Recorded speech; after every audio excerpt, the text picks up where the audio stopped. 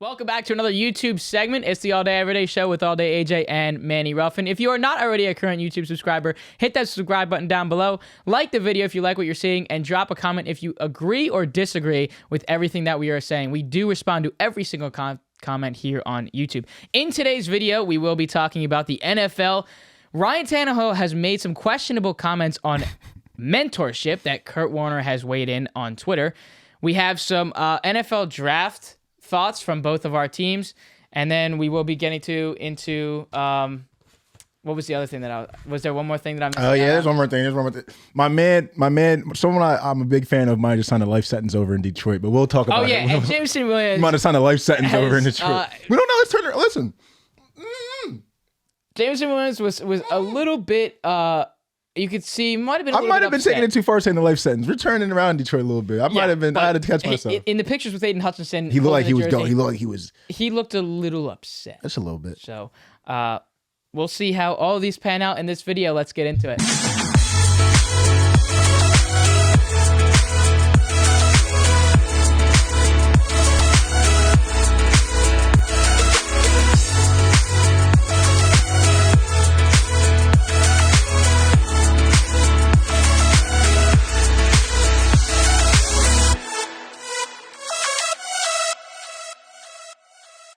Okay, so we're going to start here with Ryan Tannehill and his comments about mentorship. He said he doesn't, he's not here to mentor the next guy. He doesn't really have to mentor Malik Willis. And when he was drafted, Manny and I were together for this draft, and we immediately said, okay, Ryan Tannehill's shitting his pants. Like, Ryan Tannehill is scared. So Kurt Warner weighed in on Twitter, and he had a tweet that is now over 150,000 likes. Attaboy, Kurt fucking Warner. He tweets, "I will never understand the quote, 'I'm not here to mentor the next guy,' end quote, mentality.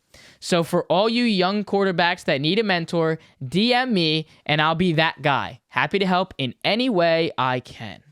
Kurt Warner. Can we just clap it up for Kurt real quick? You know what I mean? We're using Twitter. We're going viral. We know how to work DMs. Like, let's go, Kurt. Like, fuck, baby. And he's calling games now. Fact. Good for you, Kurt. So what do you what are your thoughts on this? Do you think Ryan should not have basically showed almost like a fear factor in that? I feel like that shows a fear factor. That shit's lame, bro. That shit is lame. And like, you can feel that shit in the locker room too. Like, when you play on a team and like the starter quarterback knows he's like someone's hounding down his back, like, you can see it, and the team like looks to see how you respond to that, because you are the leader. Like, just a couple months ago, you were the leader when we were playing against the Bengals, and we were like, you were our guy. So like, we want to see how you respond to that, and it's just not. That's not the place to be. Like, first of all, you got a job, homie. Like, aside from all the personal shit, I know you're one of the best quarterbacks in the world. I'm not trying to say Tannehill's great, but he's a starting quarterback in the NFL. He's one of the better quarterbacks in the world. It's obvious. There's a lot of ego there, and you don't want your job gunned for. We've seen the same thing with Aaron Rodgers. You've probably seen the same thing with Carson Wentz too, when with Jalen Hurts. It's like an ego shot. But in the limelight, you got to still do your job. You know what I mean? So you got to, like, even if you don't plan on, which I think is already bullshit if you don't plan on mentoring him, but if you don't, just answer the question. Like, yeah, he'll be with me in practice. We'll be in the film together. You can handle it so much more better than that. That answer tells me I'm at the crib. I know I'm losing my job, and I'm just going to go out here and just not filter my words, and I know it's probably be over for this year or the after next. Wow. I mean, and it's like, Tannehill, you had your chances, boss. You've had, like, we talk about how time and time again in the league, you need a guy at quarterback to win a championship. But there's been teams that, Eagles included, that have shown that you don't really necessarily need that. You can even say the same with the Giants. But if we talk about a team that had guys around him that didn't necessarily have a guy at quarterback that could have been successful, the Titans were far and away that team with Derrick Henry, the variable defense, all these weapons they put around him now, and they were the healthiest team going to the playoffs last year. Tannehill, you lost your job there.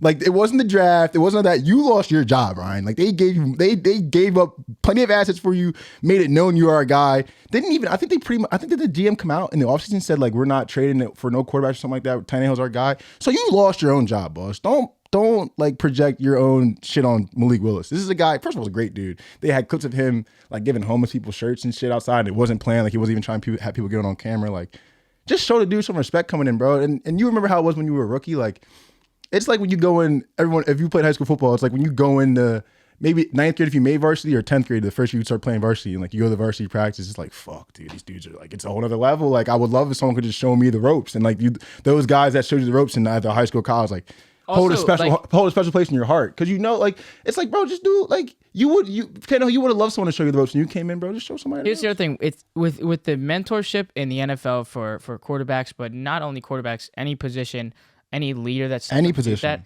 This is not only for everything that goes on the football field. This Great is point. how we manage our money. Yep. How we Public relations. plan for retirement. How we take our public social lives. Yep. How we learn to manage this persona Bro, even that we have now. even how to manage a bad game. It's a very, very. It's so much more than just being on the It's field. little shit. So and the other thing that I wanted to say about like the football aspect of it is like we've seen in recent years. Like I feel like the Titans could be such a better team in the postseason.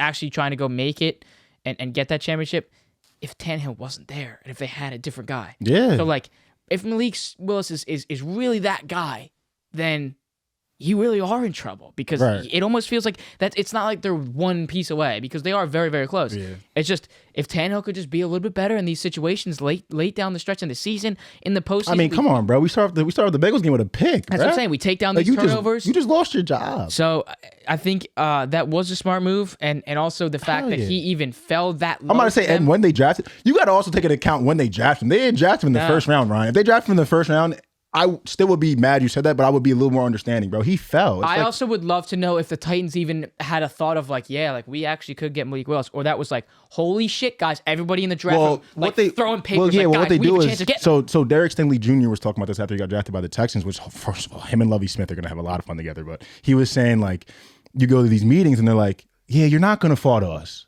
But if you do, this is what we plan to do with you. Like, I'm sure Malik Willis had a bunch of meetings, Titans especially, given their quarterback situation. Like, you're not falling to us, Malik. But if you do, you're gonna, and like they're watching that board and it's like, okay, they took Kenny. And that's what the other thing was too. They took Kenny Pickett. But imagine if AJ Brown was there with him too. You know what I mean? So like, yeah, the loss of AJ does kind of hurt a little bit. and obviously it's with payment, and it's obviously with payment for him, and then you have Julio Jones is not there anymore. So and then they did draft another guy who we were watching the draft, and it says what's his NFL comparison?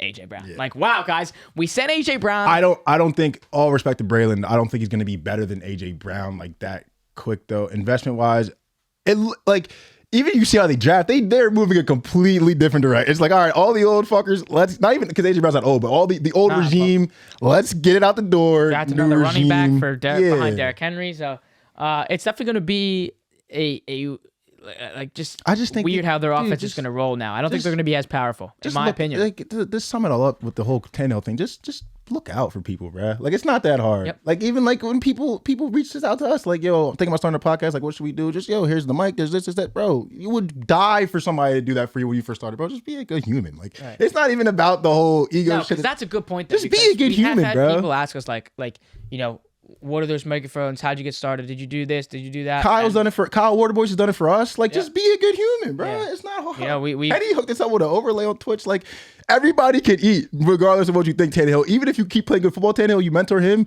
you can finish your career on a good high note, and then he can come in way much better. also, you could even sit there and get paid to be a fucking backup. Facts, but ego. Ego.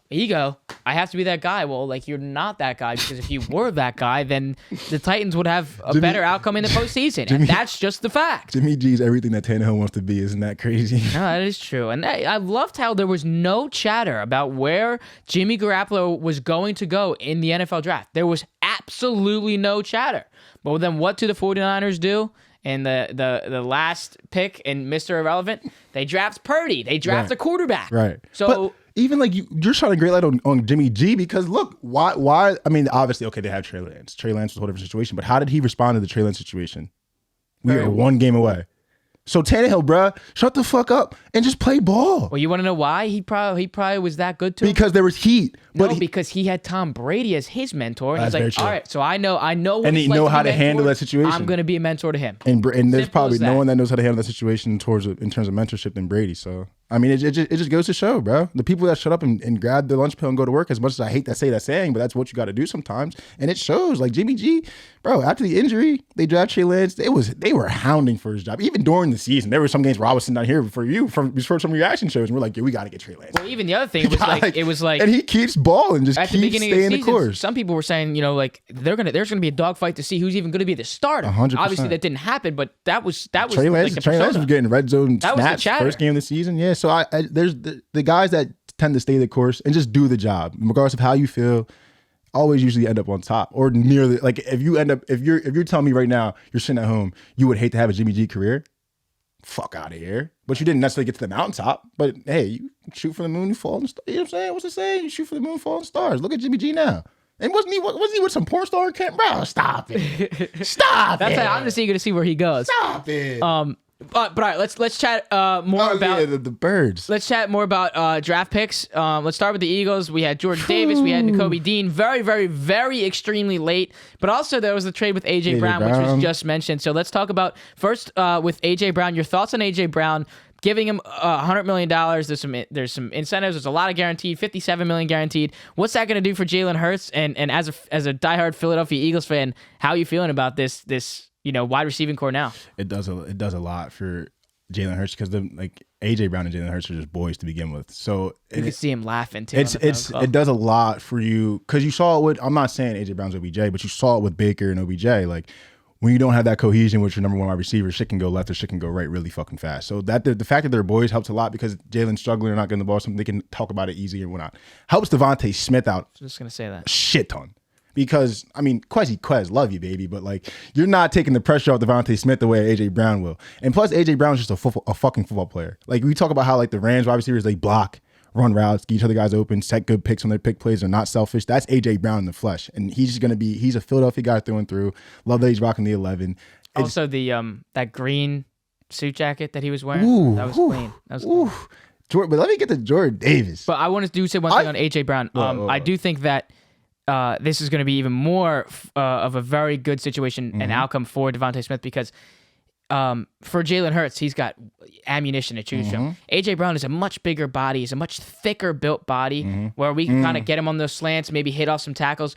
Or contested catches. Because Jalen Hurts isn't the most accurate guy. He has a good arm, but not the most. He can get up there. He's not Aaron Rodgers. But if AJ Brown is locked up on a double coverage, you're gonna have quick feet, speed, one cut and go, a little bit slimmer, faster. Devontae Smith down the seam, gone, touchdown. Yeah, because we have two guys. I just love how this tandem duo. We have two guys that can win off the line 1-on-1 against top corners every single time. That was just the struggle that you had with Quez on the other side because we just know they can man up Quez with any cornerback in the league. Not saying Quez is bad, but they probably going to struggle getting off the line of scrimmage. That's why the Ravens got rid of Hollywood Brown, but that's a whole other story. But like having a one or two that can just get off the line versus any corner is such a valuable asset because then it's just like everyone can play 1-on-1 or they're going to have to play zone, which is great for us on the offensive side of the ball.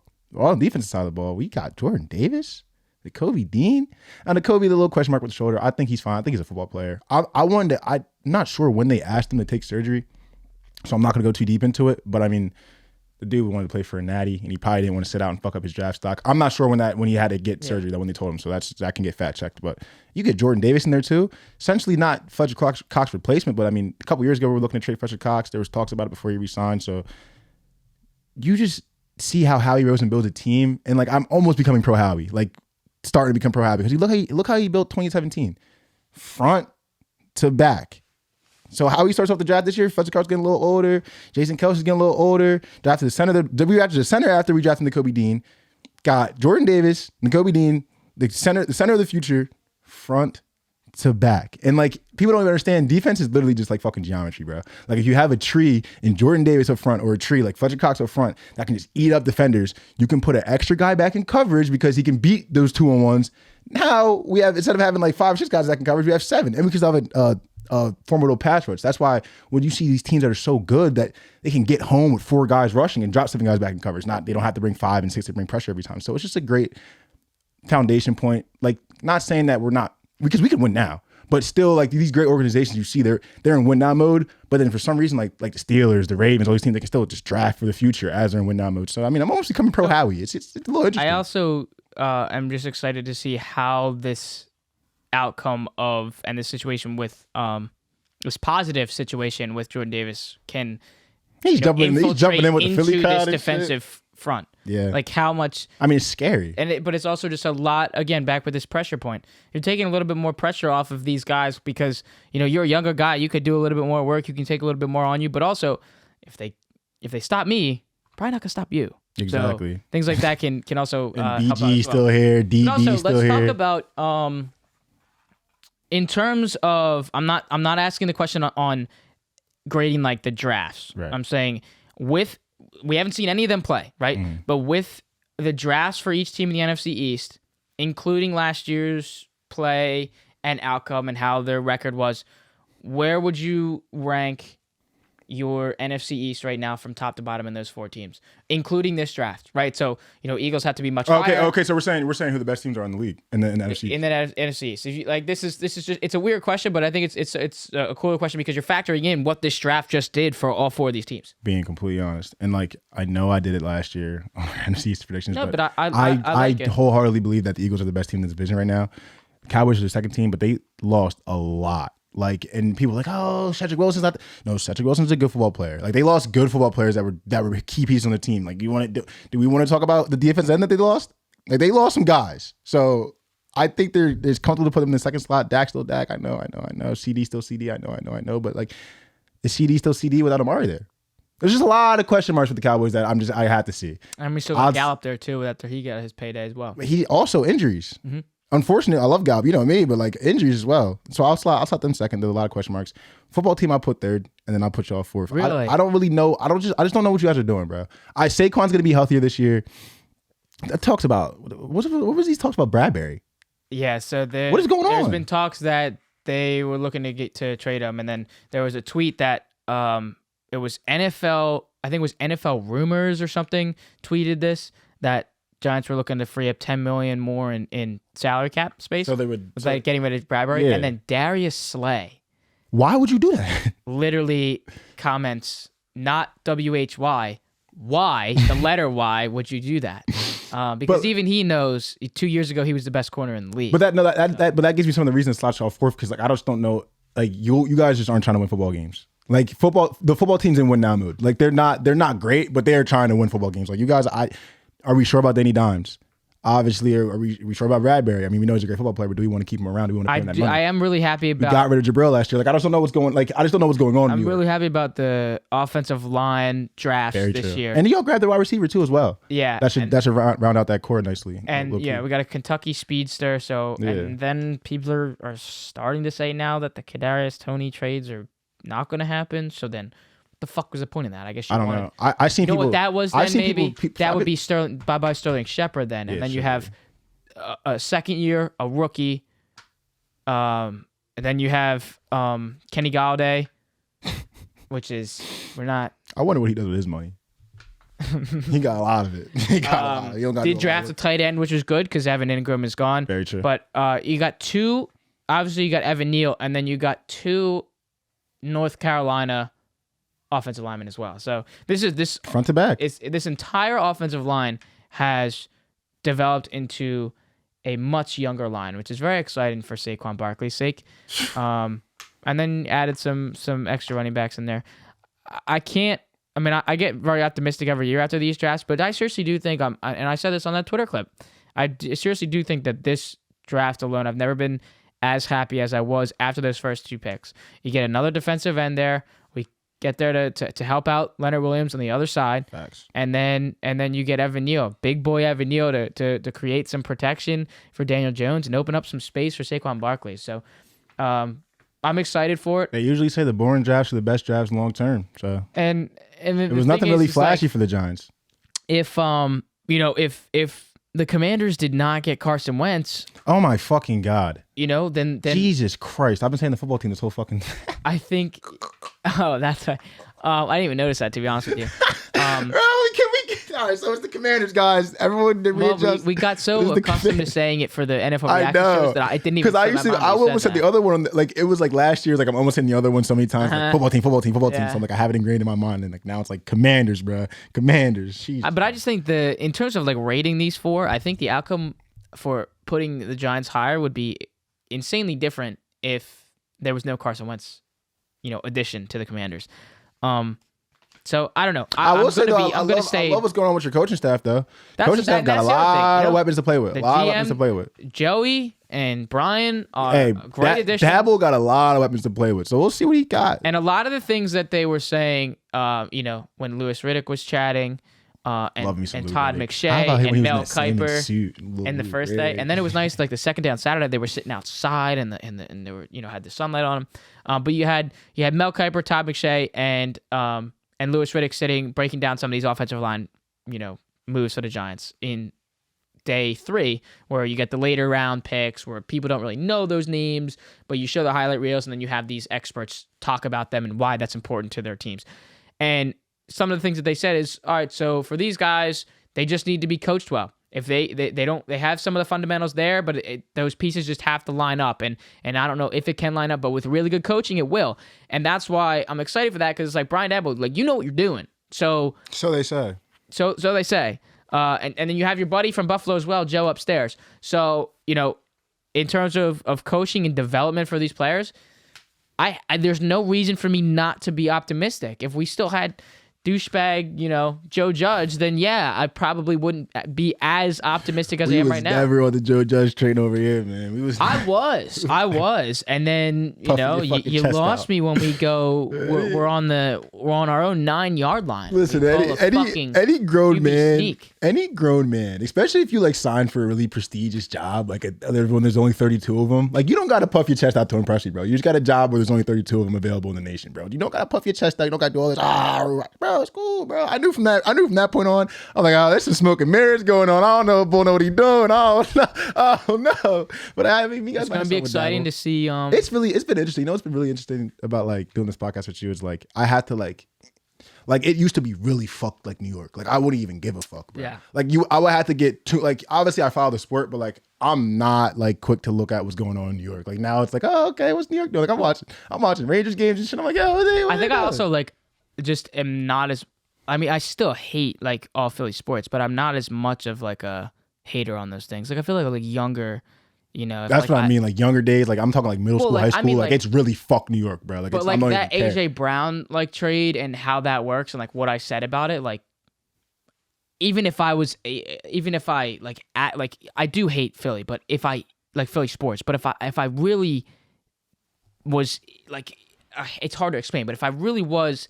Like, if my mind was never going to change and I could never adapt to even showing the littlest bit of respect for Philly, and that would never change, I even still would have to have some type of little bit in my brain to be like, that move, it works. Yeah, it was good. So, like, now it's opened up doors to be like, you have to appreciate some of those things because they are smart things, regardless if it's a team that you don't like. But that's what I'm saying. Even back in the day, like, I feel like when I was, like, really, really, really hating Philadelphia sports just because of the humiliation that I would have to walk through in the hallways of school, and I would hate Philly sports. Even then, I feel like as much hate as I had for them, I would still be like, yeah, that's still a great move. Yeah. Like you can't not hide that fact. I used to be salty, bro. Like I was adamantly rooting against you guys when you guys. Well, listen. So here's the last thing I'll say on this is a funny story is when Deshaun Jackson had the punt return and all that. I was watching it with my dad and my brother upstairs in my like parents' room. We were like getting ready to go to dinner or something. I think we were in like 5th grade or something, and we were getting ready to go out to dinner, and we saw it happen, and we were literally saying to each other, my brother and my dad, we were both saying, just gotta kick the ball out of bounds. And bro, no one thought they were gonna kick it to him. And then when it happened, I literally I was like on my hands and my knees, and I literally said to my dad, I'm like, I can't go to school tomorrow. I can't go. Like you gotta write me a note. Like I'm gonna be humiliated. I can't go. You can't let me go to school. I can't go to school. So it was the funniest story. That shit was crazy. I remember I watched it with my dad and my brother. We just like aside from the play, we just all think he's not getting the ball. So we're just kind of watching like, all right, fuck it, we'll chalk this. Yeah, it's over. It is. And then they kick it to him. We're all just like, what the fuck? You want to hear another? That's what he does, and it's just fucking. Here's another shitty story. I gotta find this video because see if we can flash this on the screen. I'll try to text somebody for it. But freshman year, we were all watching on a really, really little TV in one of my friends' rooms in my freshman year dorm.